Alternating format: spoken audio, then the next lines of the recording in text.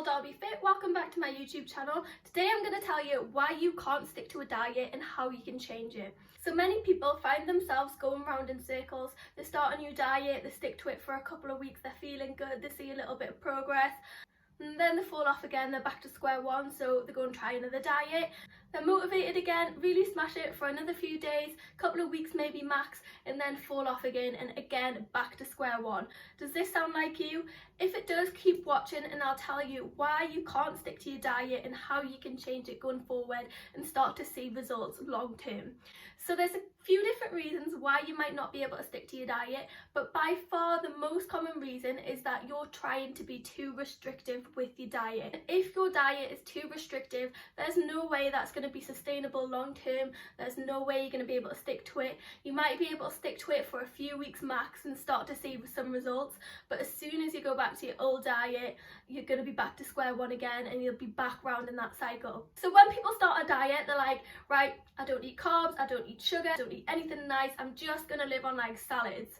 And yeah, you can do it for a couple of days, but then what happens when you want to eat something nice? What happens at the weekend? What happens when you want to go out with your mates? You can't live like this long term. It's not sustainable. You need to be eating proper food so you feel satisfied, you've got enough energy, you've got the right nutrients in your body. If you're going to the gym, you've got enough energy to work out. Reason number two why you can't stick to your diet, you're looking at it as a short-term fix, not a long-term lifestyle change. And when I say long-term lifestyle change, it sounds quite scary to a lot of people because they're like, oh, but I don't want to change my lifestyle, like I just want a quick fix, like I want quick results, I don't want to have to change my whole life for it. But I'm going to tell you how to do it in a way that's sustainable. You're going to be able to eat foods that you enjoy. You're going to be able to go out with your mates and eat a meal. You're going to be able to enjoy your weekend. You're going to be able to enjoy your life while also getting the results you want in a long-term way. So you've got to start looking at your food as fuel for your body and looking at food as what it is. So you've got to be able to look at food and be like, okay, so that's carbs, that's fat, and that's protein, and I need to eat this amount of protein in a day, and then I've got this amount for carbs left over, and then I've got this amount for fats left over. It's just about balancing it a little bit. To lose weight, you need to be in a calorie deficit. Now that's the only thing. It doesn't matter within reason what you eat, as long as you're in a calorie deficit, you're going to lose fat. Now you do need to eat a certain amount of protein. You're going to need to know what your calorie deficit number is. So if you go on an online calculator and choose that you want to be in a deficit, it'll give you a number. Now that's just a rough guide, but it's somewhere where you want to start. So get MyFitnessPal, start tracking your foods and ensure that you're eating this amount of calories. Now don't try and eat in a massive deficit, just maybe 300-400 calories and stick to this number. Don't try and eat less than it and think you've done good because you eat less.